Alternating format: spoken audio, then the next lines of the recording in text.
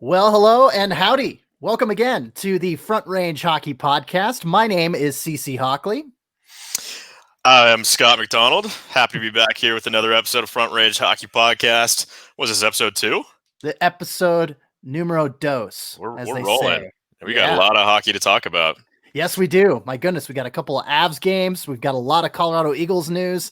Not so much collegiate news because not a lot has changed. And unfortunately, the three teams we're covering are kind Still of pretty bad. not good, Bob, as they say. But yeah, I mean, here we are. We're going to talk some hockey nevertheless, and we're going to ask the feed as we normally do.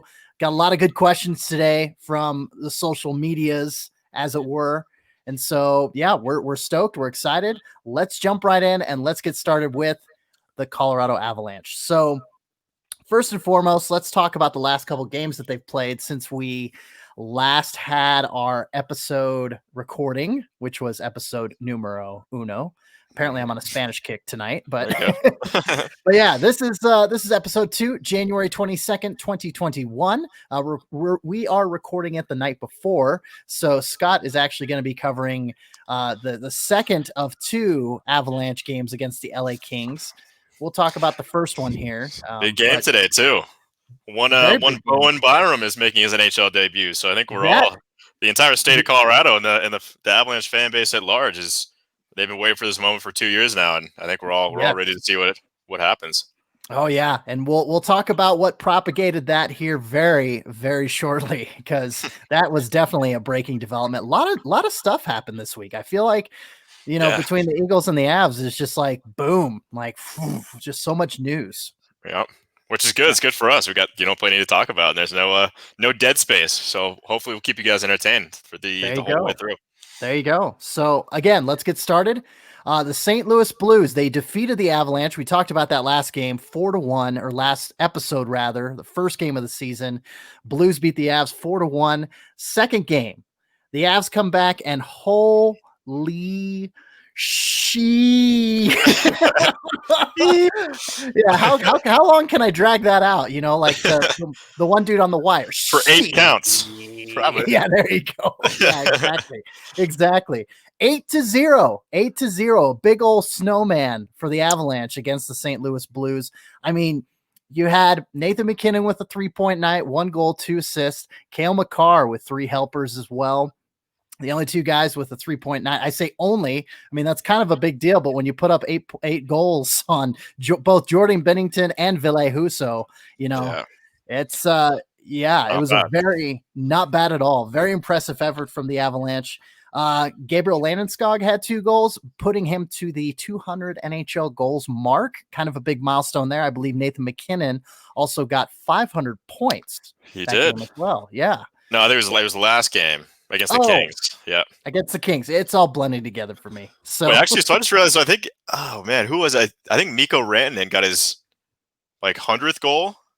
Maybe that sounds right. I forgot which game it was. So I didn't realize all 3 of them, the top line, all hit some milestones the last couple games here. 100 goals for Mikko, 200 for Gabe, and then 500 points for Nathan MacKinnon, who is only 25 years old. You got to remind yourself of that, and that is pretty damn incredible. I mean, he's only the 7th guy in franchise history, or he's number 7 in franchise history.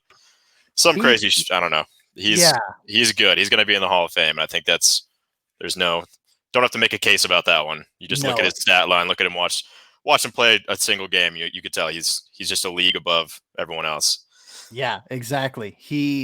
Every time he gets the puck, you kind of hold your breath because he's just got that breakaway speed, and he just, like I said last episode, I think it's McDavid-esque. It reminds me a lot of Connor McDavid and just how he can elevate his game to that level. But 8-0, it was amazing because, I mean, obviously to rebound like they did, but to really just I remember what I was going to say from earlier. We got sidetracked on the milestones and everything, but the fact that we discussed Coach Jared Bednar tinkering with that top line, and you weren't a big fan of it,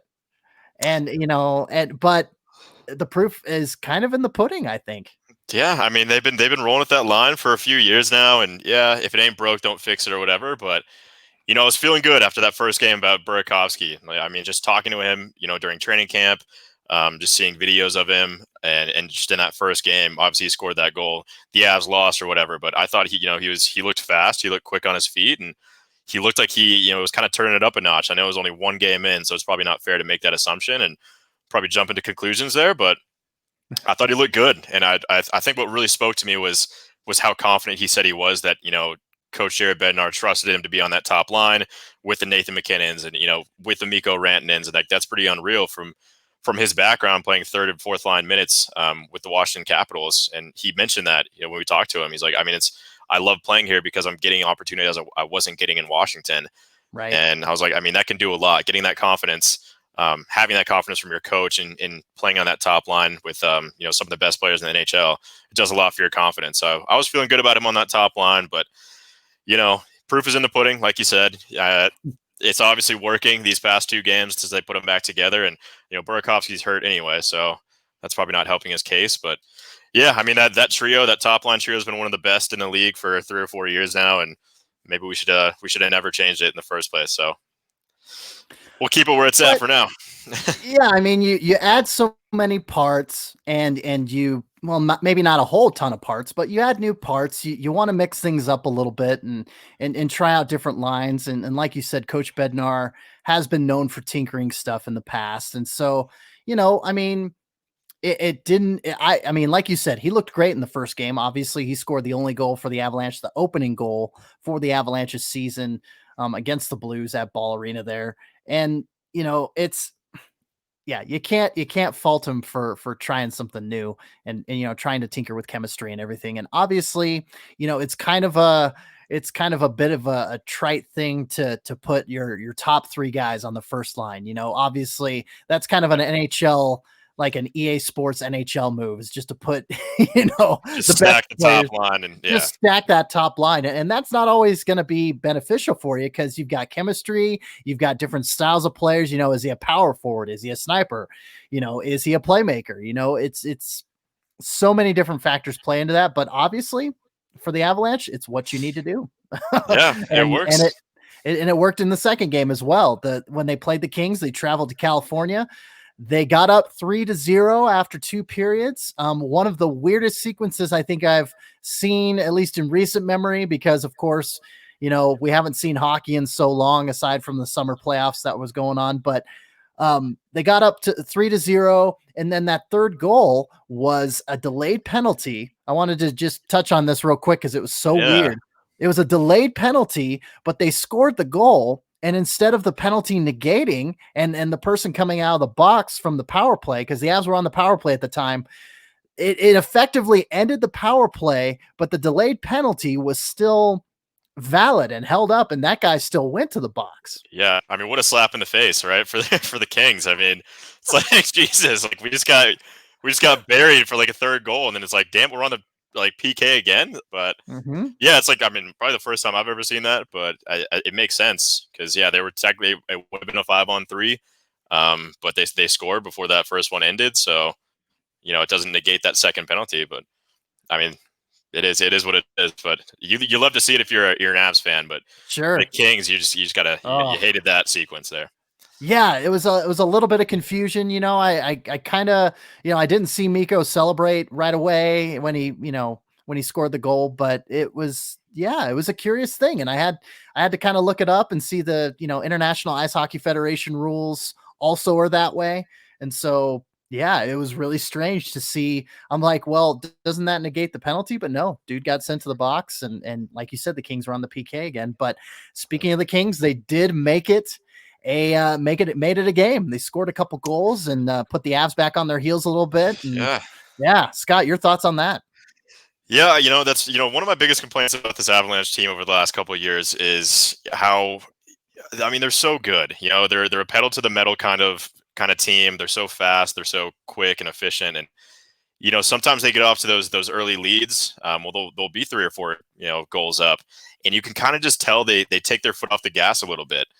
And I think that's probably my biggest complaint about that team. And that's, a little bit what I saw there. All it takes for, in the game of hockey, in the NHL especially, I mean, you could be up 4 or 5-0, but once that team gets that first goal or lands that big hit, then momentum shifts, and momentum's such a huge thing in hockey because it's such like a fast-paced game. Maybe you don't see that so often in baseball and football because it's a little bit slower, but just the way hockey operates is it's a nonstop thing. And once one team's putting their foot on the gas, then it's you kind of get put back on your heels a little bit, and that's kind of what happened. And yeah, they gave us a run for our money there in the third period.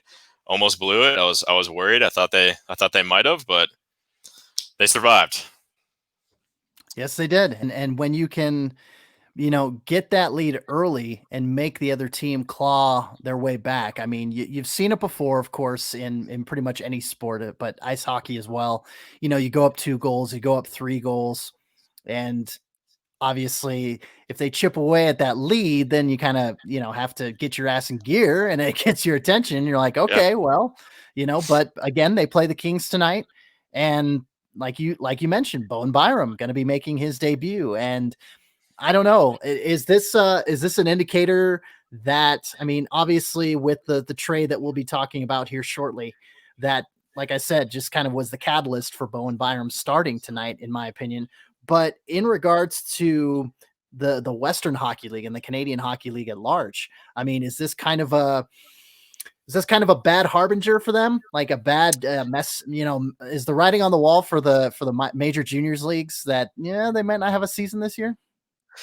I don't know. Yeah, because I mean, they said they're committed to at least like a 24-game season or whatever it was, and Yeah. I haven't heard anything since. It's been a few weeks, and who knows? I mean, with regards to Bowen Byram, who would, if he didn't make the NHL team outright with the Avalanche, and making his debut tonight or yesterday, whenever you're listening to this, and we'll see how he does. But Bednar said today, like, he hopes that he's put in that awkward predicament where he has to make a lineup choice and possibly keep Byram in, and we'll see. If he doesn't, he's got those 5 or 6 games, and he'd go back to the WHL if they get going. And again, we haven't heard anything from the CHL or the WHL or any of those major junior leagues regarding that in some time now. So we'll see.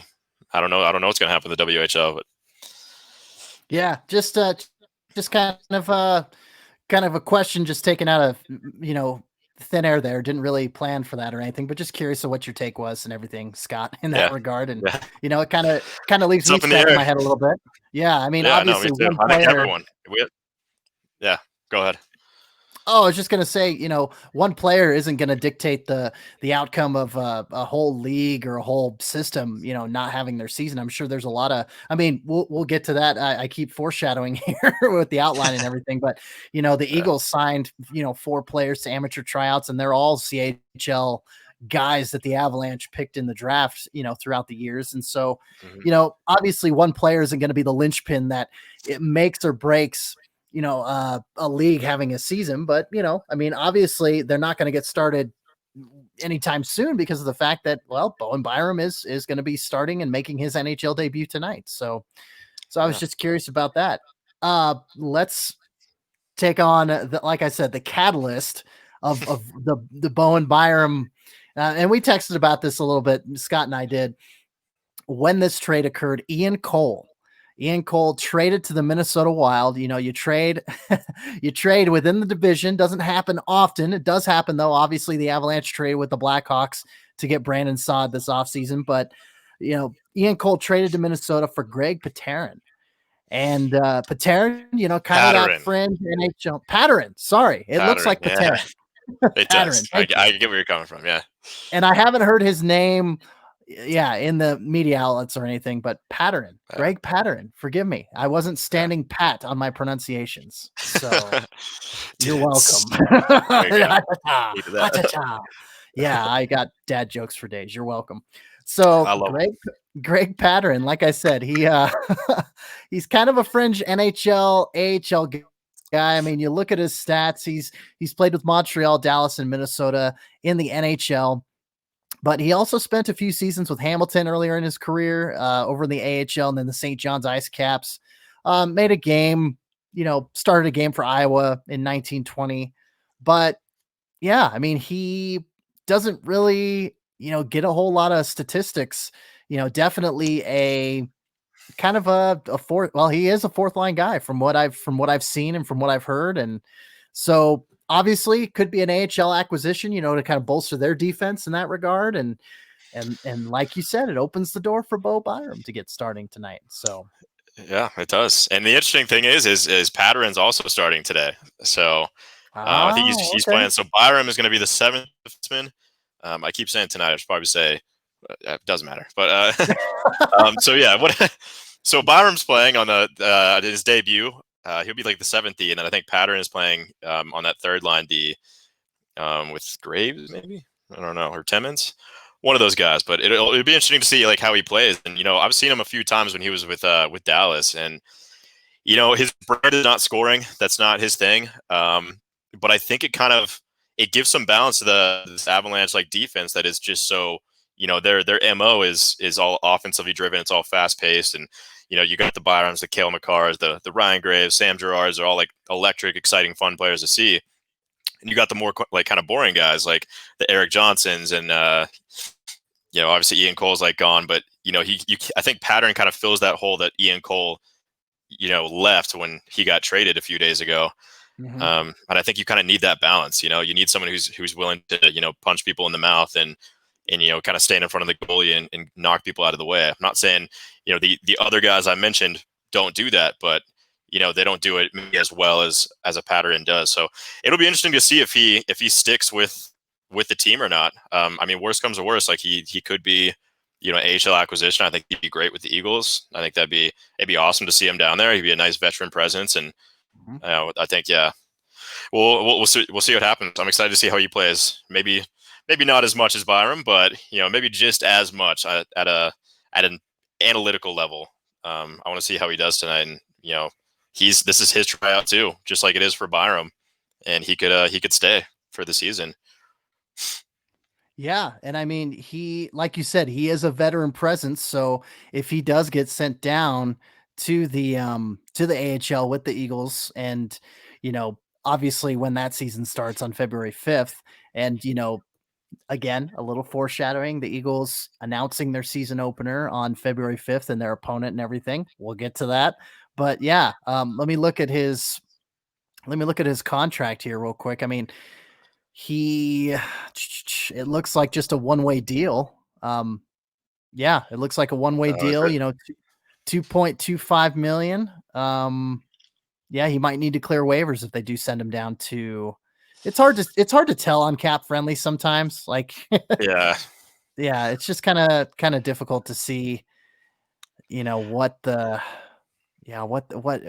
if it's two-way, if it's one-way, unless it's like a signing announcement or anything like that. I don't know. Yeah, I'm not sure. I would imagine like it probably is just a one-way NHL contract, but I don't really think the Avs or Sakic or anyone's like too concerned about him clearing waivers. If he doesn't, they have a wealth of defensemen, and yes, I mean this trade at the end of the day it was about clearing cap space. Yeah, absolutely. I think. I mean, even though they're retaining, they're like $800,000 of Ian Cole's contract. If you do the math, I think they're still saving almost $2 million by trading away Ian Cole and taking on Patterson's contract. So yeah, I think it was mostly kind of like we talked about a little bit earlier, but kind of clearing roster room and cap space room for a guy like Bowen Byram to step in and get his shot. And they said as much in the press conferences that's kind of exactly what it is. And it's like it's time to let these like young guys step in, and that's what this trade is about.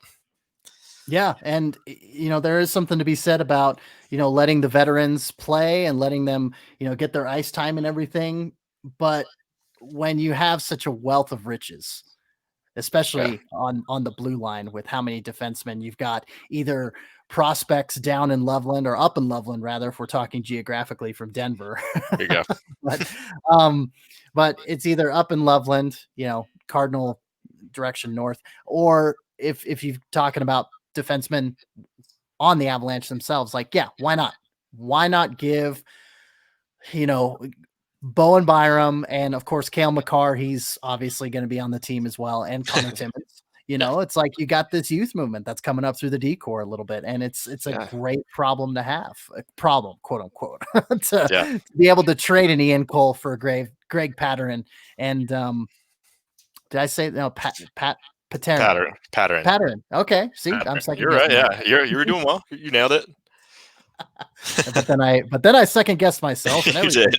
Never second guess yourself. Never second guess yourself. See, I went for it the first time, and now I'm gun shy. But there you go. Yeah, so Avs and the LA Kings. I believe the puck drops at 8 Mountain tonight.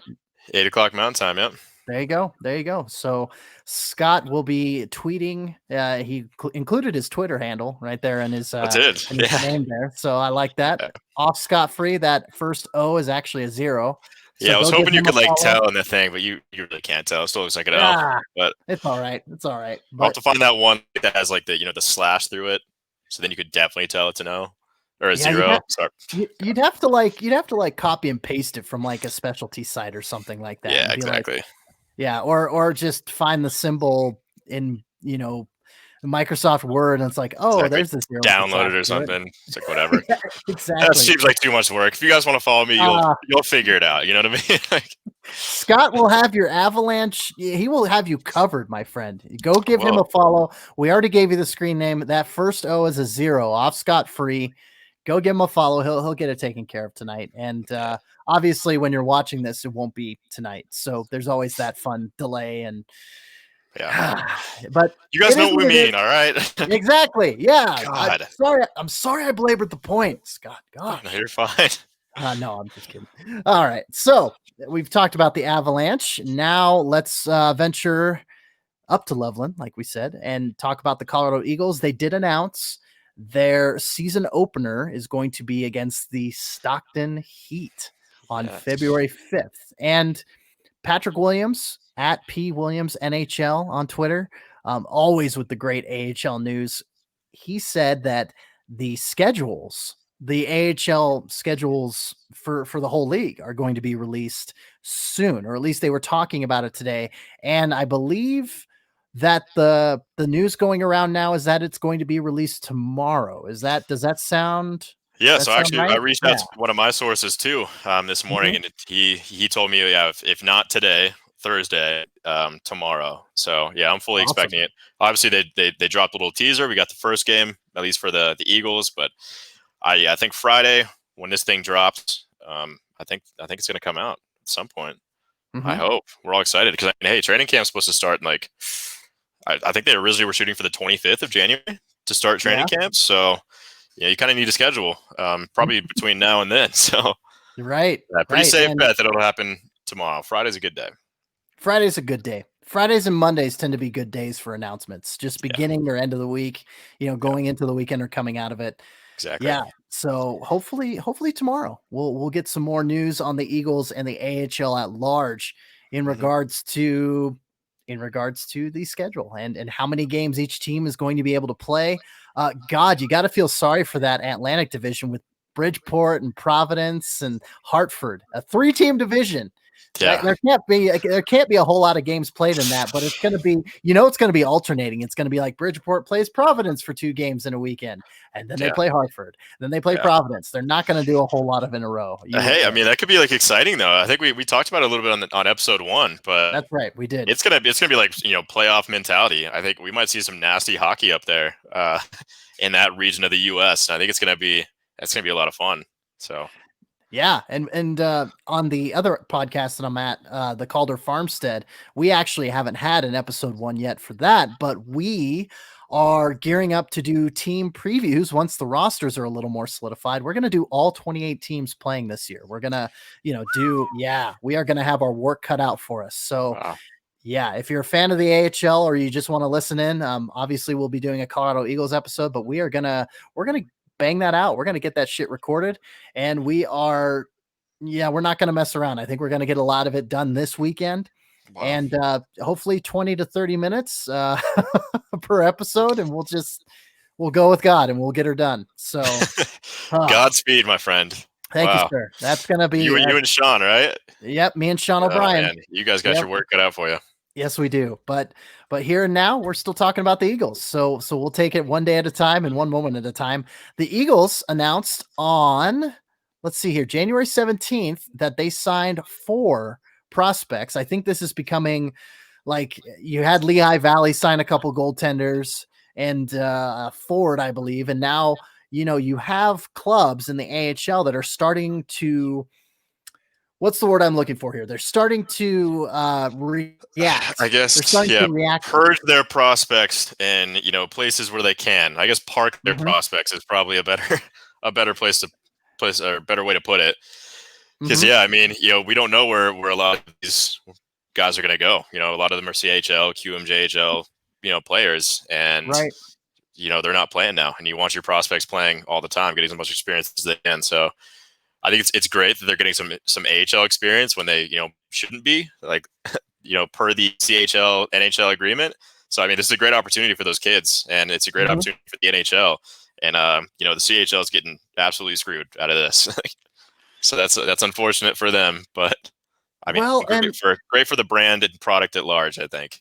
yeah, I agree. I mean, you've got these kids that they want to play, they want to be able to skate, and to have the opportunity to do so, it's I think it is in the long run beneficial for the CHL because of the fact that, you are still developing players somewhat. Yes, they are going to be playing professionally. I don't know what these amateur tryouts are going to yield. You've got Trent Miner, the goaltender that played with the Vancouver Giants with Bo Byram, since we've been talking about Bo. Yep. But you've also got 3 forwards. The Avalanche called up 4, let's see, 1, 2, 3. Yeah, they called up 4 forwards to their initial taxi squad.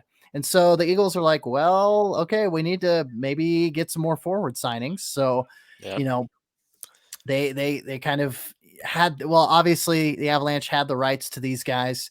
The forwards we're talking about Luca Burzan, Jean-Luc Foudy, and then Sasha Mutala.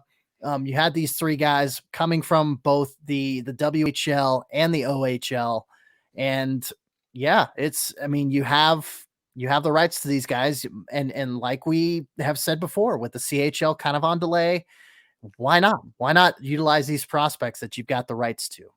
Yeah. No, I totally agree. And again, it's great for these kids, who wouldn't otherwise get this opportunity if it weren't for this strange world we're living in this Mhm. past year. But I mean, yeah, it's awesome for the NHL teams as well to just get those guys like upgraded, if you will, to a higher league at the age of 17, 18, 19, however old these kids are. And I think it's gonna be a great experience for them at the end of the day. And it's great for the Eagles as well. I know fans can't necessarily watch, but if they do get some AHL games, I know Eagles season ticket holders are getting free passes to AHL.TV. So that's cool. I mean, you get to see some Avs prospects that you probably wouldn't have access to otherwise when they're playing the WHL, because there's really no like streaming services for that. So great opportunity for obviously the players. I think the fans of the NHL teams and the Eagles and the AHL teams, and yeah, I think it's great. Yeah, and it really helps fill the quota as well. You see, like Sean and I were compiling rosters that we saw on Elite Prospects. EliteProspects.com has some of the best. Maybe this isn't an official endorsement, but they have some of the most up to date rosters that you can get in the hockey world, and pretty much any league they have covered. And so we go on Elite Prospects a few days ago last weekend, and we're looking at these AHL rosters, and some of these teams do not even have any goaltenders currently. And you're left scratching your head like, well, what is their plan? Like, what is their game plan? What are they doing in lieu of having, their primary goaltender probably called up to the taxi squad, is what I'm guessing. Hmm. And so, the Eagles have remedied that with their prospect system in the Canadian Hockey League, in the WHL, in the OHL, and it's a good thing. And this segues really well into another thing that we're talking about with the Eagles, the goaltending tree for the Avalanche, the Eagles, the Grizzlies. There was kind of a lot of questions that we answered about that, or at least a lot of things that were kind of in flux, and of course they always are when it comes to goaltending, with Pavel Francouz, nursing an injury apparently, and Hunter Miska getting called up to back up Philip Grubauer. And so the Eagles, well, let me start with the Avalanche signing, actually. The Avalanche signed Penn State product Peyton Jones, who had initially signed an AHL contract. Peyton Jones pulling a Hunter Miska from last season, signing the AHL deal, getting the NHL deal, except unlike Hunter Miska, Peyton Jones didn't have to wait through, over half the season to get that NHL deal inked. Right. Peyton Jones signs an NHL deal with the Avalanche, and he's going to be, as the Avalanche did not make any illusions, they're like, we are assigning him to the Eagles. Like they announced that in the press statement. We are assigning this guy to the Colorado Eagles. So have no illusions. Peyton Jones is going to play for the Eagles, which, it's what his goal is. It's what his coach, Guy Godowski, told me when I interviewed him in the offseason. It's like, this is a guy who's got AHL talent, and don't be surprised if he's an athletic dude. Don't be surprised if he stays in the AHL. And here he is after, starting the season with the Grizzlies and, kind of cascading down. The Utah Grizzlies, they signed a couple goaltenders. They brought back Kevin Carr from last season. They announced this on the 20th, yesterday, as we're recording. So January 20th, Wednesday, they brought Kevin Carr in, and then Evan Butenhouse. Your guess is as good as mine. I don't know. Wow. Come on, CC. Evan Butenhouse. Let's go with that. So, yeah, and Evan Butenhouse played with Worcester, the Worcester Railers. Unfortunately, they're not playing because the North Division isn't playing in the ECHL. So you've got Carr and Butenhouse playing for the Grizzlies now. And so, yeah, you've got Peyton Jones up with the Eagles, and you've also got Parker Gahagen, the Army product. Here I am wearing my Air Force hat. Let's talk about Army a little bit. So, yeah, Parker Gahagen. Look at this man's stat line from 1920. He played 6 games in the SPHL with Evansville, 15 games with Newfoundland, and then 2 games with Toronto in the AHL. He played in all 3 minor leagues in 1920. And did pretty damn well. Yeah, 10-4. Yeah. Yeah, 10 and not so. I mean, less well at the AHL level, but obviously the gameplay is going to be a little different. Did get a win, but I mean that ECHL record 10-4-0, 0.939 save percentage, and a 1.81 goals against average. He played in 3 games, 4 games it looks like, with the Utah Grizzlies this season. He only allowed 8 goals in those 4 games, 1-1-1. 0.93 save percentage, 2.12 goals against average. He signed a deal with the Eagles today. They announced that as well. They announced Peyton Jones today on Thursday, the 21st, and they announced Parker Gahagen. And it's like, this is the world that we live in, to where you have to pivot and shift. And obviously that's what you have to do with minor league hockey, but it seems a lot more so with this pandemic hockey that we're playing. Yeah, again, you're looking for some light in the darkness, with this brutal year that we've, been living in. But I mean, you can't help but just kind of like smile and feel good for these kids who wouldn't, otherwise. I mean, some of these aren't kids. I mean, Gahagen is 27 or something like that. Yeah, 27. So, a kid, he's older than me, but otherwise, on average, they're younger guys, and it's cool. They would never get these experiences. And last year he was playing in the SPHL, and now all of a sudden he's possibly competing for an AHL job because of the whole Miska situation, and it's cool. It's really cool for these guys, and at the end of the day they're getting paid too. So I mean that's always awesome. There's signings galore recently. Like a bunch of people are getting contracts and tryouts, and I mean it's good to see. And then I feel good about these guys, and you're happy for them. Yeah, absolutely. There is that human element to it as well. It's not just all X's and O's and dollar signs and stats aside. Stats aside. Exactly. Here I am, being all analytical. I'm spending too much time around Sean. Sean's my analytics guy for the Calder Farmstead and everything. So it's like, yeah, there is that human element to it. But yeah, like I said, I talked with with Peyton Jones's coach in the offseason, and just how, studious he is about the game and everything like that. And in life in general. I mean, he finished all 4 years at Penn State because, like I mentioned before, it meant something to him. It was important to him to get his degree from Penn State University. So good for him getting an NHL deal. Good for Parker Gahagen getting an AHL deal after spending time in the SPHL in 1920. And Yeah, the Avalanche are, they've shuffled their goaltenders, and the Avs and the Eagles and now the Grizzlies again. When you have 13 of the 26 ECHL teams playing currently, well, 12, Fort Wayne will join them in February, but when you have half of your league and half of the goaltenders in your league, looking for work, they've either gone over to Europe or they are waiting for their moment like this, like Evan Butenhouse. Butenhouse. Yeah. That's enough of that name. We're done with that name. Evan. We'll just call him Evan B. There you go. I like that. So good on you, Evan B. Welcome to Utah. And yeah, that's going to be the goaltending tree and the goaltending chain from here on out. So real quick before we ask the feed, we'll just touch on the collegiate part. Like I said, not a whole lot of changing.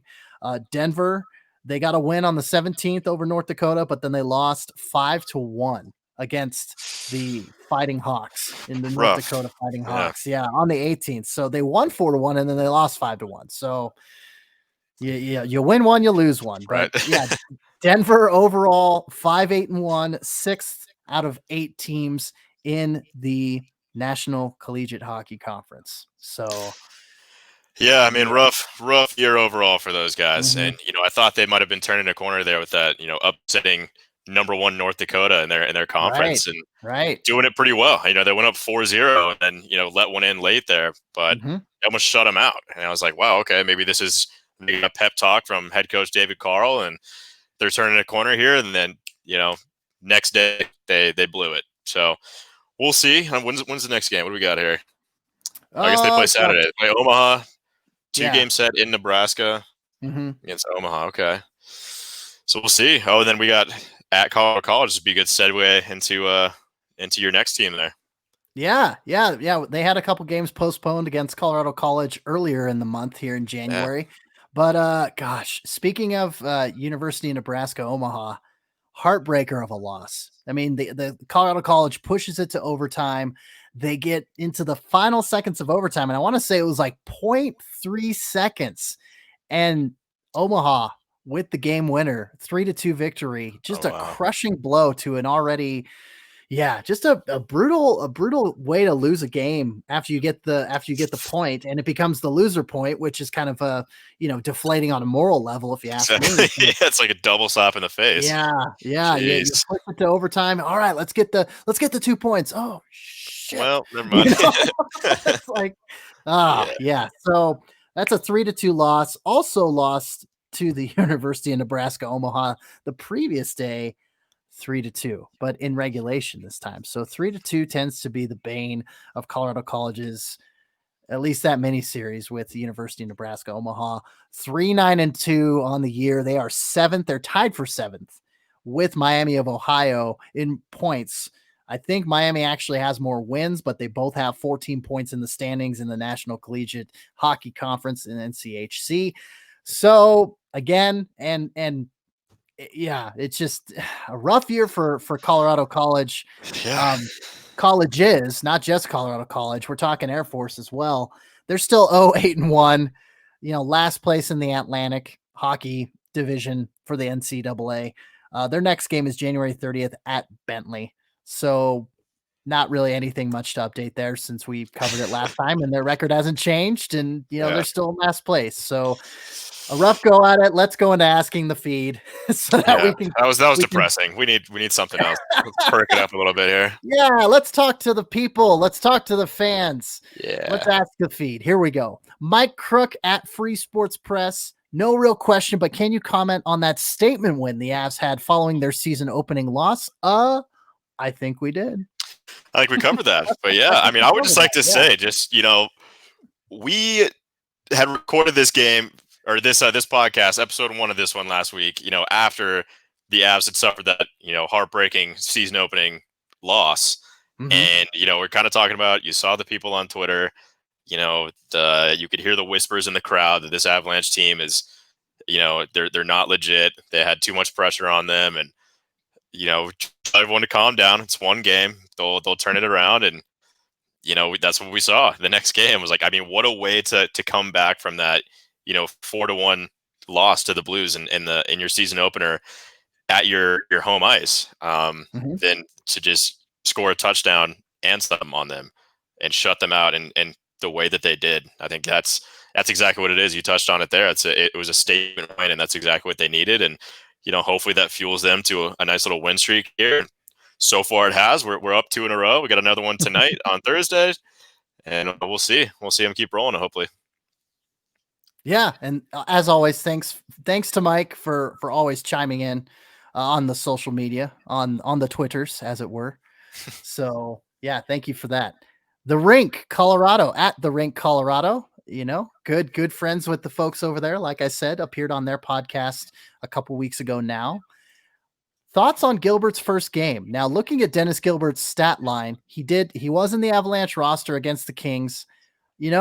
Nothing, a lot of goose eggs, 9 minutes for 54 seconds time on ice, 15 shifts, just kind of a serviceable, seventh D man, it looks like. Yeah. I mean, for having 7 defensemen play in that game, the fact that he got almost 10 minutes is it's not bad. I mean, if you think if there was like 6, he's probably pulling an extra like 2 to 3 minutes. But I mean, for a guy making, who doesn't have that much NHL experience and, joining a new team and getting called up from the taxi squad and kind of being forced into this, I thought he played pretty well. Coach Bednar, someone asked about it at the end of the game, and he said just as much. He's like, he was impressed with him. He likes the bite he plays with in his game, and he plays physical and he knows what he's doing. And yeah, I think serviceable is probably the best adjective to describe him. It's nothing too flashy, and that's not what they wanted. The whole point is don't let the other team score. And I don't think he did. So I call that a win for Dennis Gilbert. Yeah, his plus minus was even. I mean, he wasn't on ice for a goal. He wasn't on ice for, or maybe he was. Even out. I don't know. Yeah, maybe. Yeah. I missed the game against Los Angeles, unfortunately, but obviously he didn't take any penalties, and obviously there's smart penalties and there's stupid penalties. But when you're being deployed as kind of a big body like Dennis Gilbert is, and I say big body, I mean, everyone's a big body to me when I'm 5'5", but like 6'2", 216 pounds. I mean, obviously acquired for the grit and the sandpaper, like we've talked about ad nauseum before. But when you have a guy that's a 7th defenseman and he didn't go full goon status, that's what I'm kind of impressed about. And that's what I'm kind of, like you said, serviceable is a great word for it. It's a great adjective to describe it because he didn't get any penalty minutes. He had almost 10 minutes of ice time, which like you said, it's very impressive. So thoughts on Gilbert's first game with the Avalanche? Very, very serviceable. It is very, very good word for it. And we'll see. I mean, now that we have this pattern starting, I was thinking Gilbert would probably stay on the taxi squad for a lot of the season, as that guy who does have experience and who does play the kind of game where he can just step in and play those serviceable 10 to 15 minutes if he needs to. But we'll see. Pattern, probably he's definitely got the NHL experience over him, and he's got the tenure, I guess, over Dennis Gilbert. So we'll see if Pattern sticks with it. He'll probably be the taxi squad guy. And we said it, a few episodes on our last podcast. Dennis Gilbert's gonna be a great addition to Eagles country. I think if he makes it down there, I think he's gonna be great at the AHL level, and he's not afraid to fight. He's gonna be a fun guy to watch, I think. Right.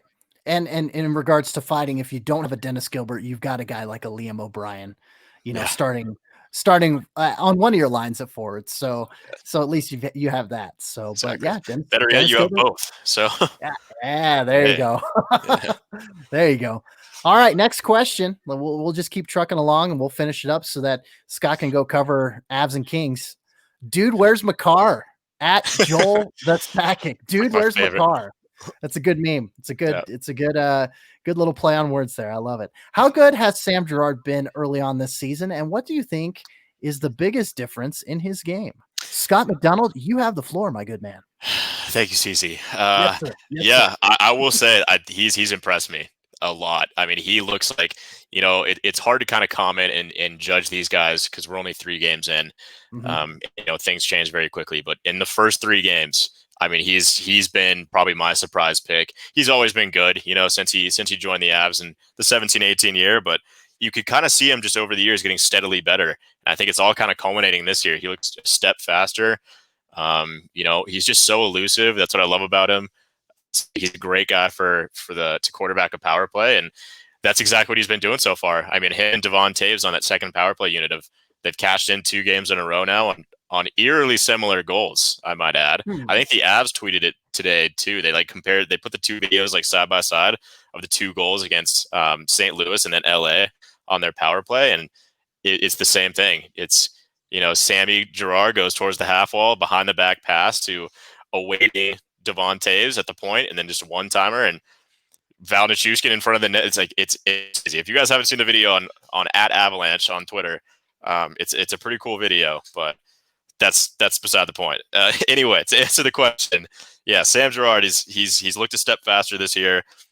He's a fun guy to watch, and I think he just gels well with this team, and I hope he keeps this trend going. I'm excited to see what he's got in store for us this year. Yeah, and to really, to thrive with not one but 2 new teammates on that second power play unit, to have Brandon Saad and Devin Tays rather. Here I am looking at his name. It looks like Taus. I know. Come on, Cece, get it together. Devin Tays, just like John Tays. Yeah, no, okay. Okay. All right, stay focused. But for Sam Girard to have not one but 2 new players on that second power play unit, and to gel with them the way that he has, that's what sticks out for me.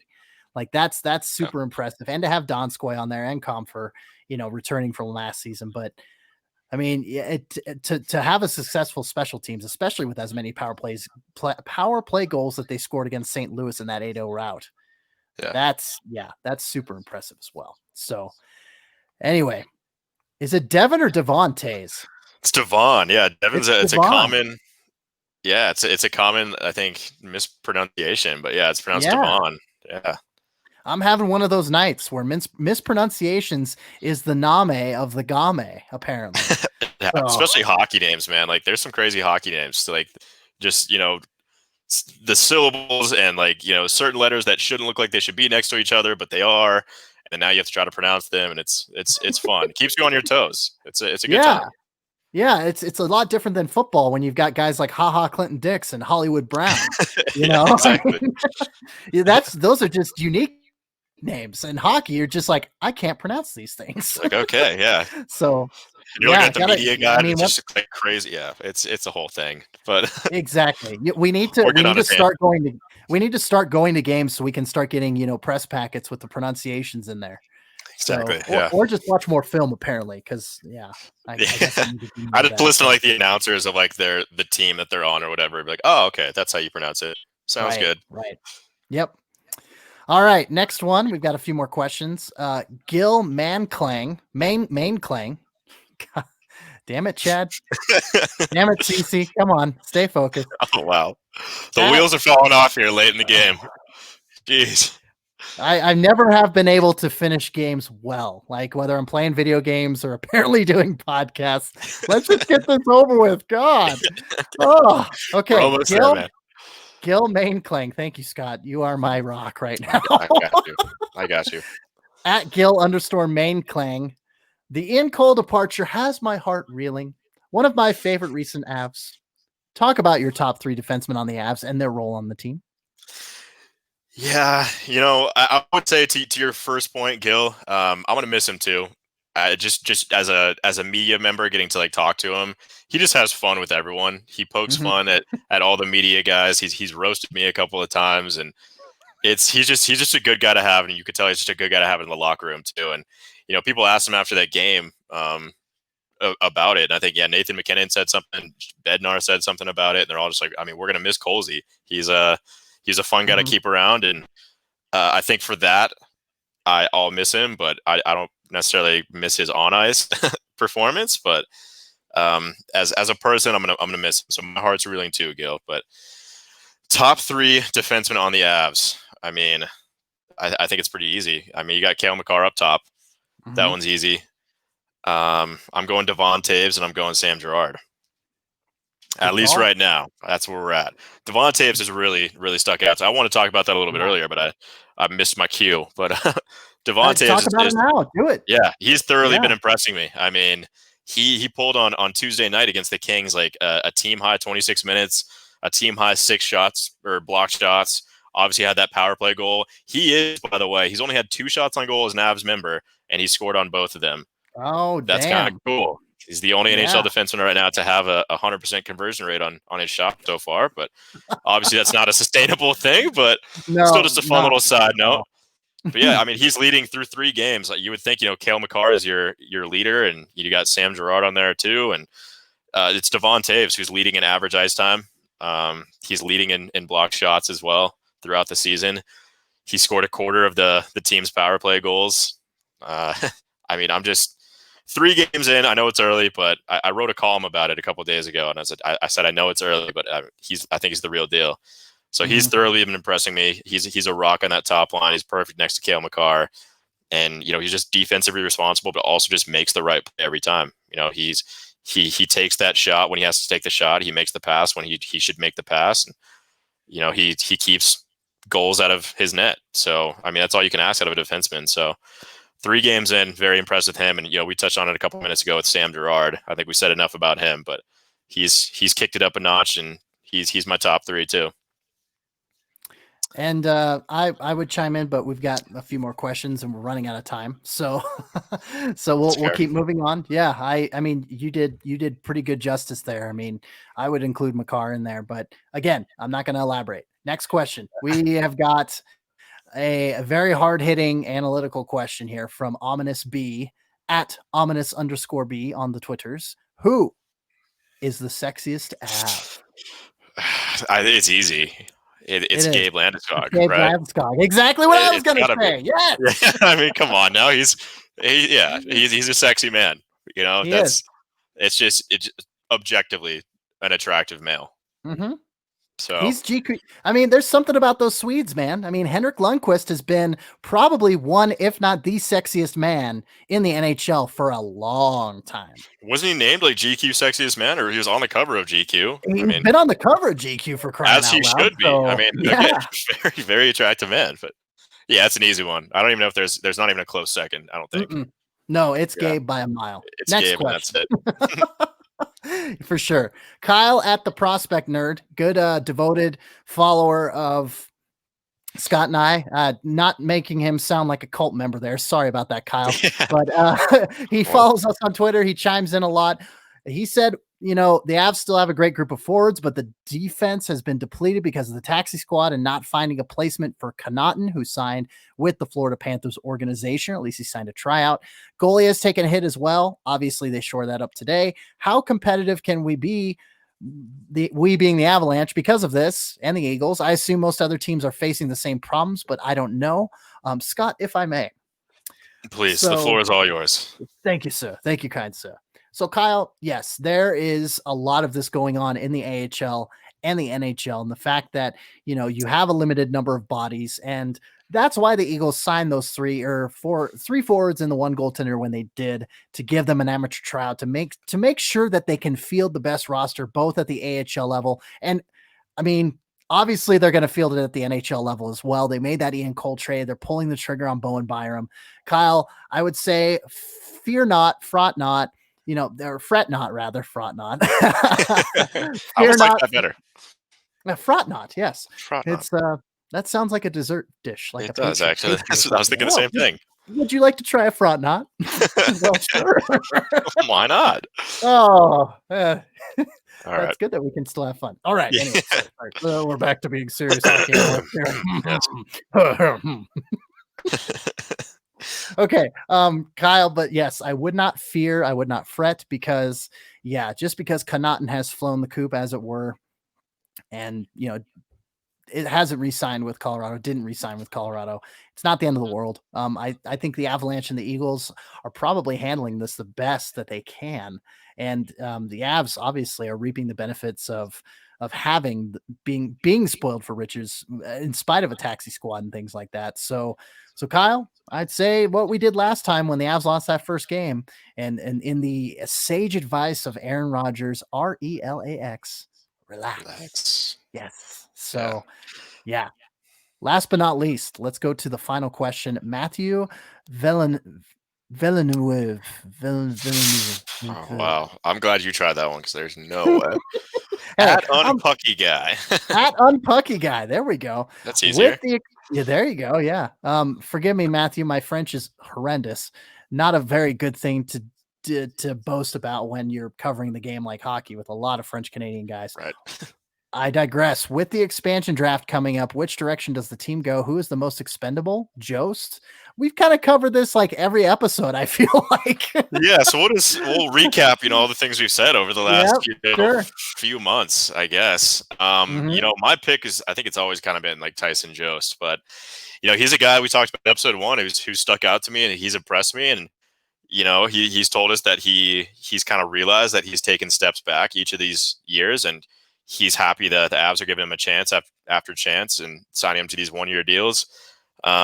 So I don't know, if he keeps playing the way he's been playing these first few games, I think, maybe it makes him a little more of an attractive option to stick with the team. But yeah, I've heard Tyson Jost's name thrown around. I've heard Ryan Graves' name thrown around.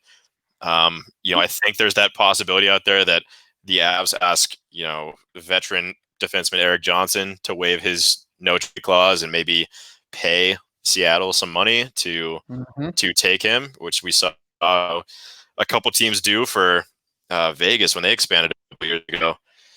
So we'll see. I mean, there's options out there, but I would say the most likely it's Tyson Jost, JT Compher, Ryan Graves, maybe long shot would be Eric Johnson. Yeah. If the Avs can get him to basically say, all right, yeah, I'd be willing to be exposed for the Kraken expansion draft, then that could be a feasible option as well, for sure. Yeah. But Scott, thank you for elaborating on that for the umpteenth time for us.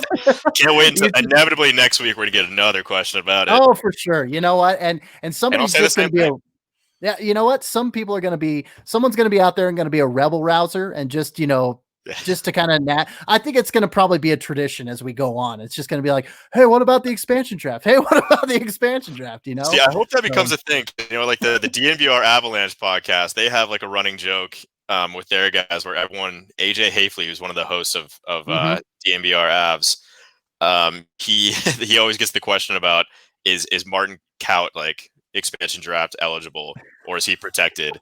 Which, like, obviously he's not. He can't be exposed because he's a first or second year player. So it's like a big running joke they have on their podcast, and you see he quote tweets it all the time on his Twitter account. And I hope we make it to that point where we have a following that listens and likes to joke around with us. I think it's fun. So I think with as many questions as we already get, like it's nice to see, a fan base developing, as it were. And so, the fact that, you're writing for Colorado Hockey Now, this is kind of segueing into the outro as we're finished asking the feed. So, with you writing for Colorado Hockey Now and me writing for Full Press Hockey, these are websites that have a lot going for them. I mean, obviously with Adrian Dater covering the Avalanche since the beginning, since 95 for the Denver Post and otherwise. And, me with Full Press Hockey with all of the, Pro Hockey Writing Association credentialed guys and otherwise just a great team of writers, whether they're credentialed or not. They're members of that association. It's a real, there's a lot of potential here, and I'm really excited with the rebrand and the reboot through Full Press coverage and Full Press Hockey for Front Range Hockey. So, that's a pretty good wrap for the show and everything. Scott, did you have anything else to add before we call it a night? Probably just the usual. I mean, find me at offscottfree on Twitter. If you guys have been listening the whole time, we already kind of talked about that. 0FF Scott Free. I'm there all the time. DM's open. Love talking hockey. You can find my work pretty much on a daily basis at coloradohockeynet.com, working alongside, like CC said, Adrian Dater, the great Adrian Dater. And we'll be there. We'll be here all season, covering every single game, every minute of it. So join us. There you go. Join us. Yes. Colorado Hockey Now. Definitely worth the membership. Go check that out. And this is Front Range Hockey. As you know, thanks for tuning in. Don't forget to follow our show on pretty well any major podcast platform, Google, Apple, Stitcher, and please give our Twitter account a follow as you see our handle scrolling below at Front RNG Hockey. And my name is CC Hawkley. You can find my written work at Full Press Hockey. That's www.fullpresshockey.com. You can call me Hockey Hawkley if you want to try your best to do a tongue twister there. But I know, right? Okay, yeah, I'm gonna finish strong there. That was a lot. That was a lot. Yeah, I'm sorry, Scott. I just realized overwhelming. Full Press Hockey and CC Hawkley, like same syllables. It almost sounds the same. I just made that connection. That's why I like probably making a weird face. Like that just blew my mind a little bit. Yeah, I love it around. Yeah, anybody I tell that I cover hockey, they're like Hockey Hawkley, and I'm like, yeah, exactly. It rhymes. It rolls off the tongue. So. Yeah. So anyway, check this out and a ton of other great hockey podcasts, plus other great sports pods on the Full Press Radio Network at www.fullpresscoverage.com. Thank you guys and gals and non-binary pals once again for listening. And stay colorful, my friend. See you guys. Yeah.